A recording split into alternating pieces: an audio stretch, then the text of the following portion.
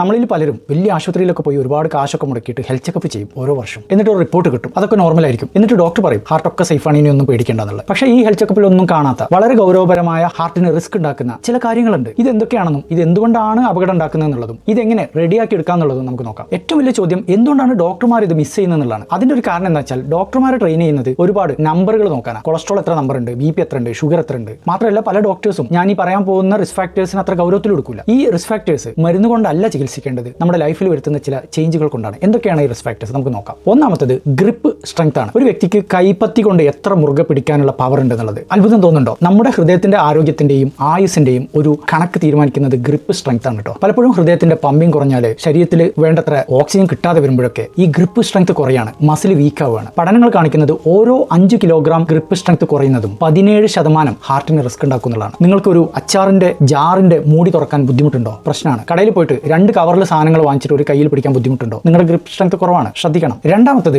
ഏകാന്തത, ലോൺലിനെസ്. ഇത് ഹാർട്ടായിട്ട് എന്താ ബന്ധം തോന്നുന്നുണ്ടോ? നമ്മുടെ തലച്ചോറിനെ സംബന്ധിച്ചിടത്തോളം ഒരു വ്യക്തി ഏകാന്തനാണെങ്കിൽ, ഫ്രണ്ട്ഷിപ്പ് ഒന്നും അധികം ഇല്ലാന്നാണെങ്കിൽ അതൊരു സ്ട്രെസ് റെസ്പോൺസ് ഉണ്ടാക്കുകയാണ്. കോർട്ടിസോളും അഡ്രിനാലിനും ഒക്കെ കൂടി നിൽക്കും, ബി പി കൂടാണ്, രക്തധമനികൾ ചുങ്ങാനുള്ള സാധ്യതയുണ്ട്, പ്രതിരോധ ശക്തി ഹൈ അലർട്ടിലേക്ക് പോവാണ്. ഈ ഏകാന്തത കുറച്ച് മണിക്കൂറുകളോ ദിവസങ്ങളോ ആഴ്ചകളോ ആണെങ്കിൽ പ്രശ്നമില്ല. പക്ഷേ ഒരു വ്യക്തിയെ സംബന്ധിച്ചിടത്തോളം അത് മാസങ്ങളോ വർഷങ്ങളോ നീണ്ടു നിൽക്കുന്നുണ്ടെങ്കിൽ തീർച്ചയായിട്ടും അത് ഹൈ കാർഡിയോവാസ്കുലർ റിസ്കിലേക്ക് പോവാണ്. പഠനങ്ങൾ കാണിക്കുന്നത് ഏകാന്തത 29% ഹാർട്ട് റിസ്ക് ഉണ്ടാക്കുന്നതാണ്. ഇത് കൊളസ്ട്രോൾ റിസ്കിന്റെ അത്ര തന്നെ വരും കേട്ടോ. അവിടെ നമ്മൾ അറിയേണ്ട പ്രധാന കാര്യം എന്താണെന്ന് വെച്ചാൽ നമ്മൾക്ക് ഒരുപാട് ബന്ധുക്കളും സുഹൃത്തുക്കളും ഉണ്ടെങ്കിൽ പോലും ചില ആളുകൾക്ക് ഒരു ഏകാന്തത ഉണ്ടാവും. ആ ഡീപ്പായിട്ടുള്ള ഒരു കണക്ഷൻ ഇല്ലെങ്കിൽ ഒറ്റപ്പെടല്, തെറ്റിദ്ധരിക്കപ്പെടല്, ഇതൊക്കെ പ്രശ്നമാണ്. മൂന്നാമത്തെ പ്രശ്നം സ്ലീപ്പ് അപ്നിയ, കൂർക്കം വലി. ഉറക്കത്തിൽ ഇടയ്ക്കിടയ്ക്ക് ശ്വാസം കിട്ടാതെ ഓക്സിജൻ കുറഞ്ഞിട്ട് ഞെട്ടിയണിക്കുക. ഇത് പലർക്കും സ്വയം അറിയില്ല, കാരണം അവർ ഉറങ്ങാണല്ലോ. പക്ഷേ സ്ലീപ്പ് അപ്നിയ ഉള്ള ഒരു വ്യക്തിയെ സംബന്ധിച്ചിടത്തോളം രാത്രി സമയത്ത് 10-15 തവണ ശരീരത്തിൽ ഓക്സിജൻ വല്ലാതെ കുറയുന്നുണ്ട്. ആ സമയത്ത് ബ്രെയിനും ഹാർട്ടും ഒരു പാനിക് അവസ്ഥയിലേക്ക് മാറുകയാണ്. മിടിപ്പിലും ബി പിയിലും ഒക്കെ താളം തെറ്റിൽ വരികയാണ്. ഇത് വർഷങ്ങൾ കഴിയുമ്പോൾ ഹാർട്ടിനെ ബാധിക്കും. നാലാമത്തെ പ്രശ്നം മോണരോഗമാണ്. വായക്കകത്ത് ഒരുപാട് ബാക്ടീരിയകളുണ്ട്. മോണരോഗമുള്ള ഒരു വ്യക്തിയെ സംബന്ധിച്ചിടത്തോളം ഭക്ഷണം കഴിക്കുന്ന സമയത്തും ബ്രഷ് ചെയ്യുന്ന സമയത്തൊക്കെ